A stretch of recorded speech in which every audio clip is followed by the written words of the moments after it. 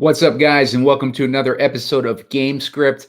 Going to be looking at the Kansas City Chiefs versus the Miami Dolphins. It's going to be a very cold game, and Miami's defense has been depleted, but I think there is still a path where they can win this game, and I'm going to get into that after this. There is a ton of value in current underdog playoff best ball ADP. Elite offenses like the Rams are easy to stack. Take advantage of uncertainty and start drafting now. Use the promo code SEEK for up to $100 match on your first deposit. And subscribe to Heat Seeker Sports on YouTube for underdog strategy and drafting shows. Hey, what's up, guys? Simon Edwards at Pumacom here with Heat Seeker Sports. You're watching Gamescript. On today's episode, I'm going to be looking at the Miami Dolphins versus the Kansas City Chiefs. Going to be building some DraftKings Showdown lineups. We're looking at a total here of 44.5, and Miami are 4.5-point dogs. They're playing in Kansas City, and the weather is going to be frigid. On top of that, Miami's defense has been depleted with injuries. We're talking Xavier Howard is out, their cornerback. Bradley Chubb, the edge rusher, is out. Linebackers and Andrew Van Ginkel is out. Cam Good is out. Jerome Baker is out. Raheem Mostert and Jaylen Waddle are both questionable, but they had limited practices. So it is a very banged up situation on the Dolphins end. Kansas City's relatively healthy. Jerick McKinnon and Sky Moore are both on IR. That's about the main injuries there. But this is going to be a game where Miami is going to have to rely on their run game, I think, in order to be competitive, and I'll get into that in a second. Before I start analyzing this game, make sure to hit the like button, looking for 15 likes so I can put out a shorter video later on, closer to lock. On top of that, make sure to subscribe to the YouTube channel. I'm about 30 off of 400 subscribers, so help me get there. I'm trying to get there before the end of the season. On top of that, sign up for an underdog account. Use the promo code SEEK, S-E-E-K, and they will match you up to $100 on your first deposit.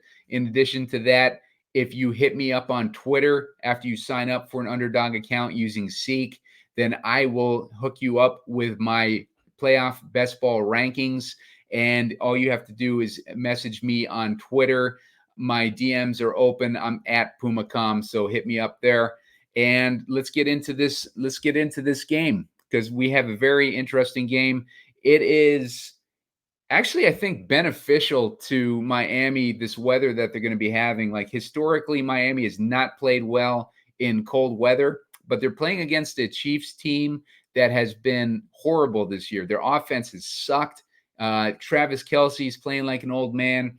Patrick Mahomes can't elevate these wide receivers around him. Rashee Rice has stepped up. That's about it. And on top of the running game, Isiah Pacheco has been good, but that's about all that Kansas City has going for it. They have not looked like the explosive Kansas City offense that they were used to.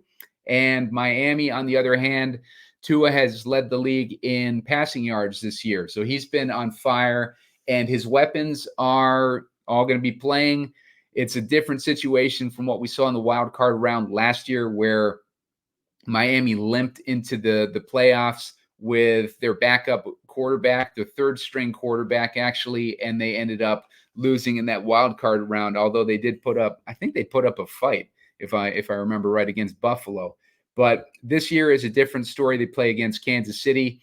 Again, the weather elements should affect them negatively, but they could use it to their advantage if they focus on their run game, because Kansas City has been weak against the run. That's been their weakness this year. And Miami, in addition to having an explosive passing game, they also have an explosive run game. The scores that we've seen out of Miami early in the season, they were destroying their opponents. And one of the reasons that they were destroying opponents early on was because their defense was still getting used to the Vic Fangio system. And as the season went on, the defense became more comfortable in that system. They also got healthier. They got more players back and healthy and playing, like Jalen Ramsey, Xavier Howard, guys like that. And they became a much better defense, one of the best defenses in the league. And so they didn't need to put up as many points on the offense. And now their pendulum has shifted once again so that the defense is completely banged up. but you have a lot more players that are comfortable in the Vic Fangio system. And the Vic Fangio system is a really good system. It's a legendary system in the NFL, and the players are comfortable in it. And Vic Fangio himself is the defensive coordinator there. So don't write off this defense. Don't write off Miami. And let's take a look at some of these matchups here. Going to go into the DraftKings player pool, and we can take a look at some of these players. Everybody, I think, is kind of leaning towards Kansas City in this game. 4.5-point favorites, but it feels like they're a lot more favored than that in this game. Everybody's writing off Miami for good reason. They have not played well historically in the cold, but they haven't had a offensive mastermind like Mike McDaniel coaching the team before these last couple years. So completely different situation. Mike McDaniel, offensive coordinator of the San Francisco 49ers before he joined the Miami Dolphins. And what do they specialize in San Francisco? They specialize in yards after the catch, and they specialize in the run game. And that is everything that Mike McDaniels has in this offense for the Miami Dolphins. They have a quarterback who can throw the ball quick. They have a running game that features explosive, fast runners, and they have quick, fast receiving weapons in the receivers. So we got Tyreke Hill is one of those, and he is in a revenge game versus his old team in Kansas City. Played them once already this year. In that game in week 9, he only had 13.5 DraftKings points. They were able to contain him. He had 10 targets in that game, 8 receptions for 62 yards. So he did not do much in that game, but this is his second time facing his old team, and maybe things will be different this week. Although, like it is a situation, like I mentioned, where it's going to be very cold, but maybe Mike McDaniel has learned from that past game that they played against his Kansas City Chiefs, and he's going to be able to construct an offense where they can get the ball more to Tyreke Hill and put him in more advantageous situations. With that remains to be seen tomorrow. But Tyreke Hill, very close to hitting 2,000 yards during the season. And, he ended up being a couple hundred yards short just because he got hurt at the end of the season. But he should be healthier now. He's a few weeks removed from that injury that happened in week 15. So Tyreke Hill is an interesting play this week. Patrick Mahomes has been underperforming all season. You can see his last few games. Week 17, only 13 points against Cincinnati, only 17.7 DraftKings points against Vegas. Few other bad weeks there. Buffalo, he had 14.64 DraftKings points. He had 14 versus Green Bay. Most of this is because he doesn't have any weapons except for Rashee Rice and Travis Kelce. But those are guys like Travis Kelce is old, and Rashee Rice, he's good, but he's not like excellent, like he's not excellent yet. He's not like one of those elite pass catchers yet, like Tyreke was for Patrick Mahomes. But this is really Rashee Rice is the first receiving weapon that Patrick Mahomes has been able to elevate throughout his career. He had Tyreke and he had Kelce there before he got there, and they were already good players. And then Patrick Mahomes, he helped to make those players better. But beyond those two players, there really hasn't been a receiver that Patrick Mahomes has been able to elevate. And I think it's, has something to do with his playing style probably. Patrick Mahomes is very off the cuff, so it takes a experienced player to be able to kind of get used to that. And Travis Kelce and Tyreke were able to adjust to that, and they became excellent offense with the ability for those guys to play together. But he's been struggling as far as finding a new weapon that can kind of fill the role of Tyreke Hill. Travis Kelce's been the guy that he's mainly leaned on, and Travis Kelce is an aging tight end, so he's not going to be able to be elite forever. And this is the first year in a while that he's had less than 1,000 receiving yards. And so Patrick Mahomes' offense is struggling right now.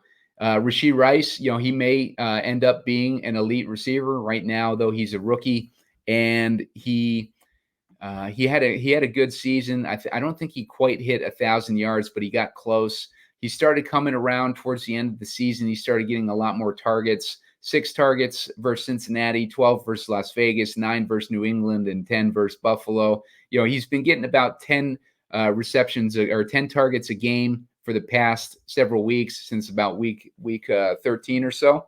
So Rashee Rice has been making his mark on this offense, and we finally have a situation where we don't have to dig through all those scrubby wide receivers on the Chiefs when we have Rashee Rice in a more condensed offense along with Travis Kelce and Isiah Pacheco. That's going to make our job much easier in trying to figure out who to start in our lineups this week. So Rashee Rice is definitely on the table this week. Tua has been struggling against tough defenses this year. He had 9 DraftKings points against Buffalo last week. He had 16.8 against Baltimore. He only had 15.5 against Dallas. The Jets, he had 12.96. Tennessee, he should have had a big game against them. He only had 10 DraftKings points. He had 10 versus the Jets in their other appearance against each other. He had 19 versus Washington, but Washington's the worst in the league.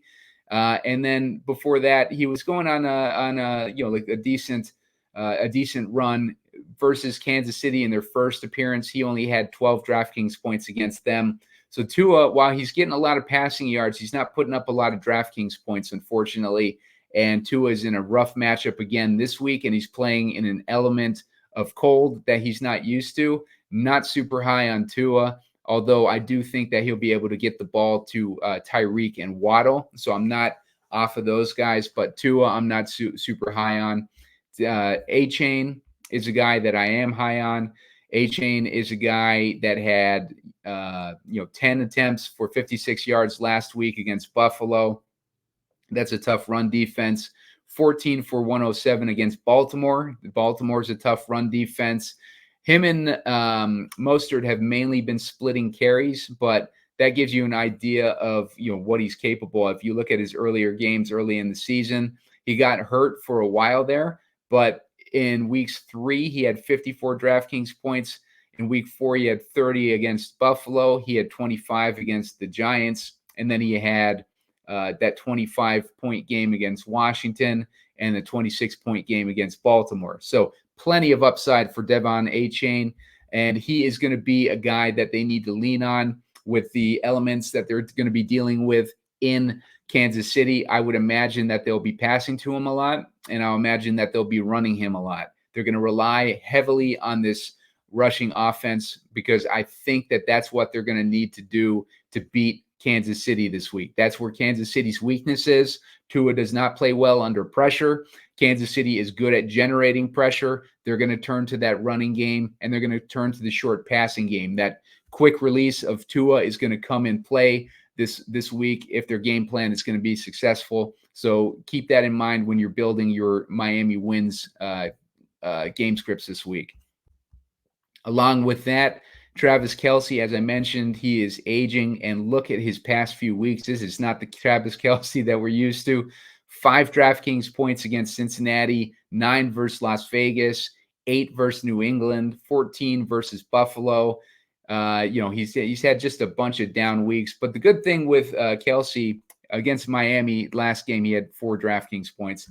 Good thing with Kelce, the only thing that you can really hang your hat on with him is he had a rest in week 18. He didn't have to play in week 18. And, so his old bones had a chance to rest. And he is a guy with plenty of playoff experience. And you can only envision him doing well in a playoff matchup where there's so much at stake in this game against Miami. So Travis Kelce would not be shocked to see him turn it back on and be good in this game. But he is expensive. He is $8,400. Well, he's not expensive compared to where he usually is. So maybe a little salary relief actually right there. But he is more expensive than Pacheco, a guy who I like more in this game. As I mentioned, I think the running games are going to be heavily used this week. Look at what he's done lately for this offense. 32 DraftKings points against Cincy, 24 against Green Bay, 25 against Vegas. And he's had, some big weeks scattered throughout the season. Last time versus Miami, he had 6.6 DraftKings points. And, Miami missing all those linebackers and stuff, I think they're going to be more vulnerable than normal. But the Miami Dolphins defense has been giving up only 16.2 DraftKings points a game to running backs. So that's a bad matchup for Pacheco. They've been giving up 14.8 DraftKings points a game to quarterbacks. That's a bad matchup for Mahomes. The only player that has a good matchup is the wideouts, and that is where Kansas City is at its scrubbiest, because Rashee Rice is running 49% of his routes from the slot, where Miami is only giving up 18.6 DraftKings points a game. They're only giving up 10.6 DraftKings points a game to the tight end. But like I said, they lost a ton of their linebackers. They are a shell of a team that they normally are, but they do have Vic Fangio as the coordinator, and it's the system sometimes as opposed to the players, and we'll see how that works out this week. But the wideouts are the ones that have the best matchup, and for wideouts on Kansas City, we are looking at we have to scroll down to get to them. We are looking at Justin Watson, probably their best wideout, and that tells you everything that you need to know about the wideouts that Kansas City has this year. 0 DraftKings points in Week 18. Looks like he only had 1 target. When he played in Cincinnati, against Cincinnati, he only had 5.1 DraftKings points, only 13.8 against Vegas, and then beyond that, he's had like maybe one other double-digit point game. So this is Rashee Rice is the guy in the wide receiver core. Justin Watson is like the second best receiver they have, and he is barely replacement level. And we can take a look down a little bit further. Mecole Hardman looks like he'll be playing this week. He played in Week 18. He's only 2,600. Mecole Hardman, with his history with Patrick Mahomes, is the one that I would be interested in probably for salary relief at 2,600. He's been better than, he'd probably play better than Marquez Valdes-Scantling, who is 1,200. Don't write him off, though. He's popped off for big games in the past. He had a big game against the Chargers where he scored 17 DraftKings points. Other than that, he has done nothing this year. He's an infamous ball dropper, so I don't know how much that Patrick Mahomes is going to want to risk throwing him the ball, but at 1,200, you could do worse, I think anyways. So if we're moving on to the other running back from Miami, Mostert, I think he'll get a decent amount of work tomorrow too. I'm recording this on Friday night. Last game versus Dallas, he had 12 DraftKings points. He's been hurt. He missed Week 17 and 18. He had 18 DraftKings points against the Jets.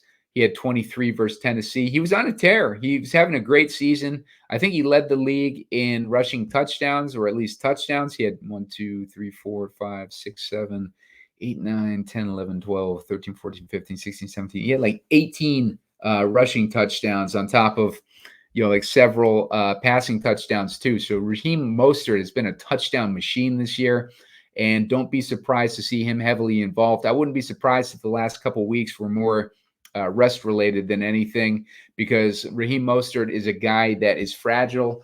He's missed a ton of time. He was actually healthy for most of this season, which is impressive compared to what we've seen out of him in the past. And I think Mike McDaniel has learned from past mistakes with risking these injured players, and he probably made a conscious decision to go heavily on Achane last week and give Mostert another week of rest. So Mostert is playing this week. It looks like he's questionable. Let's see what they say in this blurb here. Missed the Dolphins' last 2 games of the regular season due to his lower body injuries, but head coach McDaniel expressed optimism Thursday about running backs' chances of playing in the postseason opener. Let's see. Will be carrying a designation ahead of Saturday's 8 p.m. of questionable. So, I mean, he's questionable, but I think Mostert should be good to go, and he'll be in that timeshare with Achane. They're going to need him, because they're going to need to run the ball a ton in this game in order to pull it off.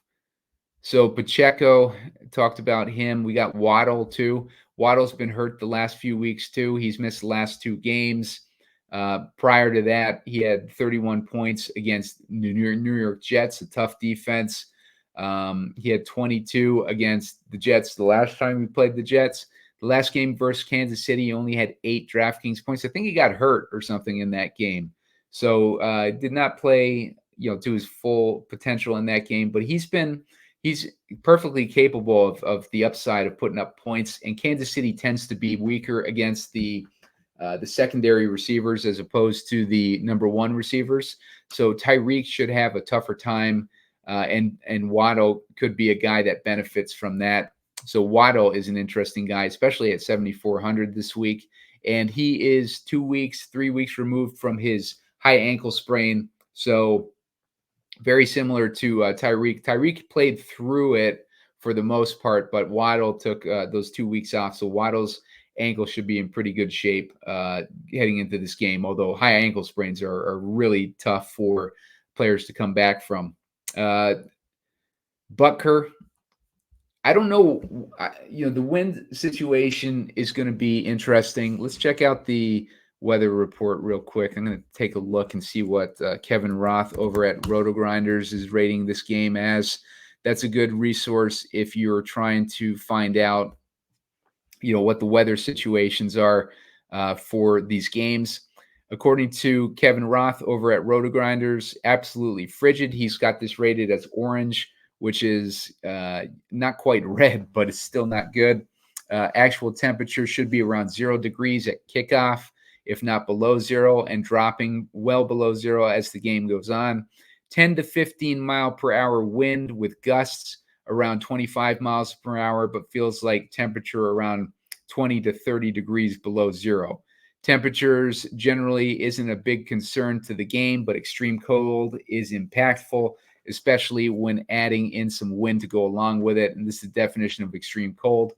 So the wind does not seem to be, too much of a concern with 10 to 15 miles an hour sustained wind. The 25 miles an hour gusts suck, but that's not going to have a huge impact, when it comes to teams' decisions to kick the ball, probably, unless the gusts are happening, when they get to that situation. But Harrison Butker is a guy that should be a good guy to have in your player pool this week. You saw him versus Cincinnati with a 24-point game. Butker, the way that this offense has been stalling out lately, and if the Miami defense is able to stay true to the scheme and do well, then Harrison Butker, should be getting opportunities in this game, because I imagine that Kansas City will still be able to move the ball. Sanders has been a stud this year. He's had a lot of good games, and he had a big game against Dallas that helped them win that game. He had 22 DraftKings points. He scored, 5 field goals. He attempted 5 field goals and made a long of 57. But that was at home, so it wasn't in the dome at Dallas. But he's outside here in this frigid cold game. I wouldn't write off kickers in this game, because I think that it's going to be a run heavy game. It's going to be a low scoring game, and the kickers should come into play for helping to decide the game. CJ Wilson would be interesting if Waddle was out, but it looks like Waddle is likely to play. So if CJ Wilson will be interesting if Waddle is out, but if he's not out, then I'm not interested in CJ Wilson. Chiefs defense is going to be a good play. They are only at 4,200. That is cheap for a defense in these conditions. Dolphins defense also at 3,800 is a good play. I'm not concerned about the injuries as long as the scheme is going to be. I shouldn't say I'm not concerned about the injuries, but the scheme should be intact, and the ability of these players to get turnovers and sacks and whatnot should still be there. Maybe not so much sacks without their edge rushers, but the scheme itself is intact. So the Dolphins have potential to the defense has a potential to impact this game, especially with the conditions that we're talking about here. Kadarius Toney is questionable. He is listed questionable. I'm not sure what the deal is going to be with Kadarius Toney, but he's 3,600 anyways. That's kind of expensive.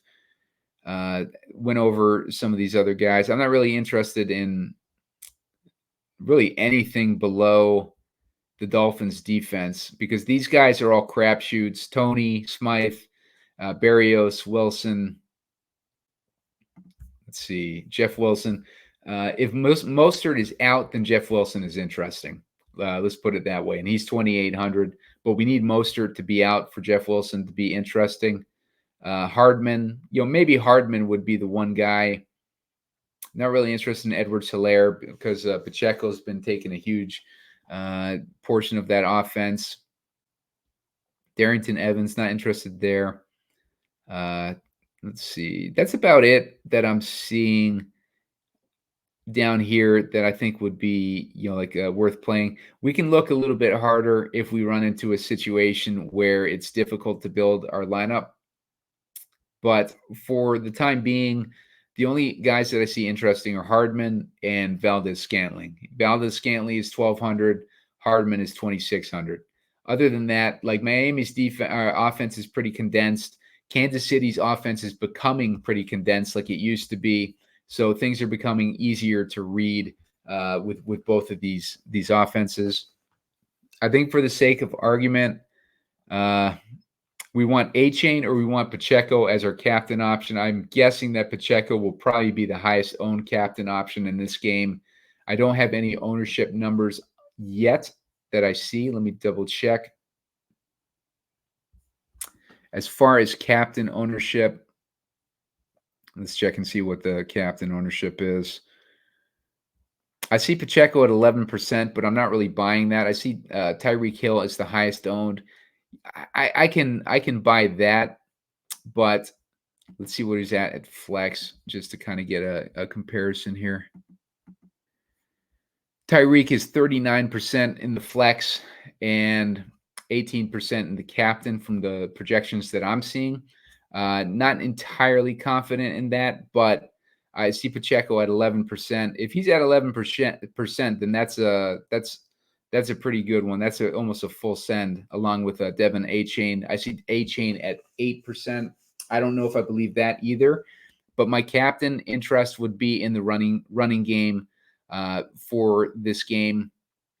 And it looks like the projections for ownership aren't all that high in the captain spot for the running backs, which would be great for, like what we'd want to do. So let's go ahead and assume that Achane will be lower owned. I'm going to put Achane in that captain spot.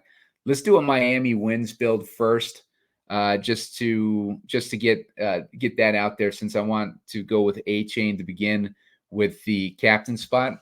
Make sure to hit that like button. Get me to 15 likes so I can put out a shorter video closer to lock with my more complete thoughts after getting more news in and stuff like that.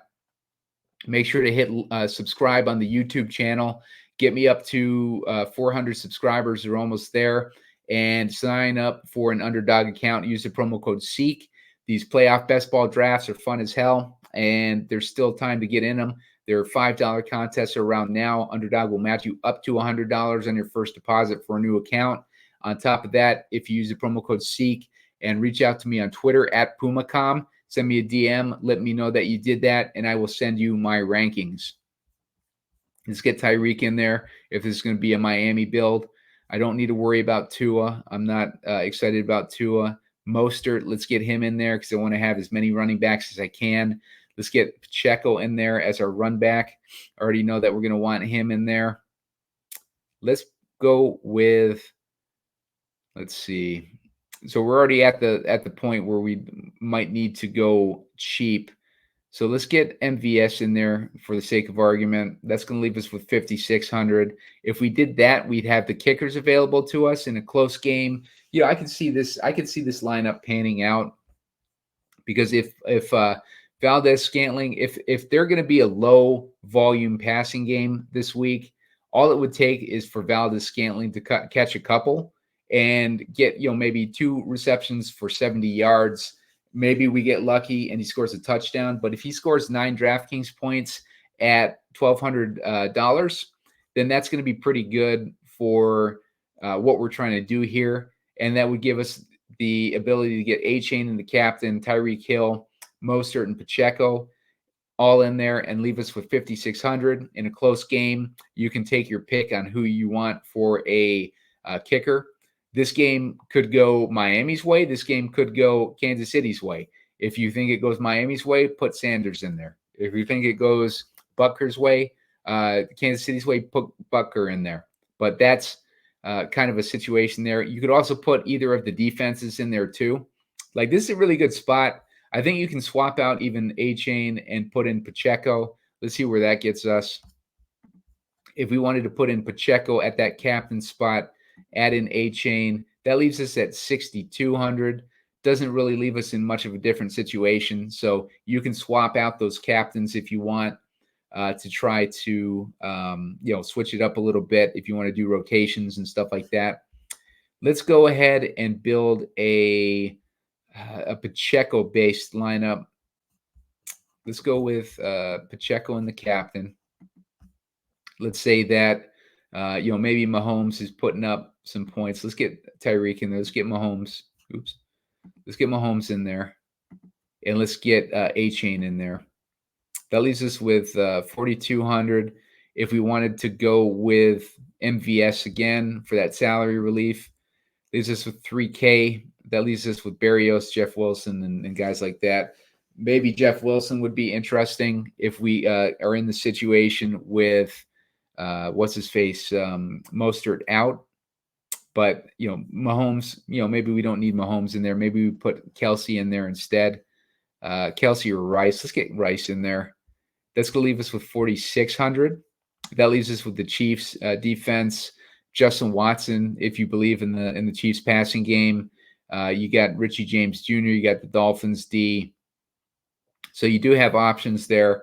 I prefer the defenses in this situation. I don't want to guess on those scrubby receivers. So I would go with one of the defenses. If you wanted to try to get a little bit more salary on the table to get Sanders and Butker in there, you can maybe drop down from Rice to Kelce. And you do that, and that gives you 6,400 to play with. So that gets you down to that kicker status. So that's a pretty good way to go if you believe in the Chiefs. If you wanted to put in a kicker, let's say we put in Butker. Let's get rid of Valdes-Scantling, see if we can afford to bump up to Hardman there. And no, we can't.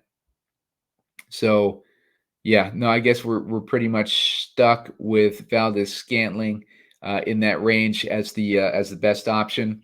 Let's say old man Kelce, he's got Taylor Swift in the audience, and he wants to impress her, and he puts up a captain score and helps out Taylor Swift with her showdown lineup. So we'll get Kelce in there. We'll throw in Tyreke Hill. Let's throw in Achane, and let's get Pacheco in there too. That leaves us with 7,400, 3,700 per guy. Let's go down here and throw in Hardman. That's going to leave us with 4,800. That leaves us with the defenses as options. At that point, I think you can use the Chiefs defense because we're assuming that the Chiefs are handling this game, and you can throw the Chiefs defense in there. So, there's a few builds, like when it gets to these low scoring games and stuff, I probably would maybe fade Tua and maybe sprinkle in Mahomes. I don't think you need to go all out to get Mahomes in your lineup, but if you think differently, then try to get him in there instead of maybe Tyreke. Maybe we can take Tyreke out. Let's put Mahomes in. Let's take a look at Waddle's cost. He's 7,400. So let's get rid of Waddle. Let's put Hardman. Let's put Waddle in there. That leaves us with 1,000 left. You could always go from Achane down to Mostert if you want to go in that direction. And that leaves you with 1,600. You can get Hardman in that situation. I do think that you want one of those Miami running backs in every lineup. I think you want to get as much exposure to Pacheco as you can. And I think you want to get at least one of those Miami receivers in there, and you can play around with the rest. Rice is in play. You have him in your player pool. Achane, obviously. Tyreke Hill is in play, obviously. The guys in the expensive range that I would probably be less high on are Tua and Patrick Mahomes. I think that's where you can get a little bit different because everybody loves to put Patrick Mahomes in their showdown lineups. And, he could very well have a really good game, but he could also throw up, like a 14-point game. And if he's going to be almost 12K for a salary, I don't think 14 points is going to quite cut it. And he's going to have 45% ownership in the flex as far as captain. We're looking at about additional 10%. So you'd be eliminating 50% of the field if Patrick Mahomes does not make it into the optimal and you faded him. So, that's a decision to make. Patrick Mahomes, obviously, if you fade him, it can bite you in the ass. So keep that in mind. But there's a few different options for you guys based on how the game might play out. Let's go into a shootout mode. Let's say that they defy the odds and this game ends up as a shootout somehow. Let's get Tyreke. Let's get Achane. Let's get Rice in there. Let's get Pacheco. That's going to leave us with 1,700. Maybe we swap out Rice for Kelce again. That's going to leave us with 5,200. Let's get MVS in there again. I hate that I keep defaulting to him, but he's the guy that gives us this ability to throw in like the Dolphins defense at the very least. Chiefs defense, we'd need another $200 to do it. You could swap out Achane for Mostert. Let's see, Achane for Mostert. And that way you have an option of putting in the Chiefs or the Dolphins. I think in this build, the Dolphins make a lot of sense because Dolphins defense, along with Raheem Mostert, they're getting him good field position. Mostert is able to run those balls in, and they don't need to rely so much on the explosiveness of Achane because Tyreke is being explosive instead, and he is, maybe scores a couple touchdowns. Maybe Mostert runs a couple touchdowns in. Maybe the Dolphins defense has set them up pretty nicely. On the other side, Kelce has scored, like a touchdown, and Pacheco is getting heavy usage in the run and the passing game, and he scores, like maybe a touchdown, and MVS does whatever MVS does. So that gives you an idea of, like a different direction. I think this is a good slate with these DraftKings prices because it leaves you with a lot of options as long as you're willing to go scrubby with Valdez-Scantling or someone like that. Maybe you can find a better direction to go. But there's a look for you guys. Hit that like, get me to 15, hit subscribe, get me to 400, and make sure to sign up for Underdog using SEEK, promo code SEEK, SEEK. And other than that, I'll see you guys a little bit later. I'll put out a two-game show a little bit later. I already got the Texans Cleveland show up. So that game script is already up and available. So make sure to check that out too.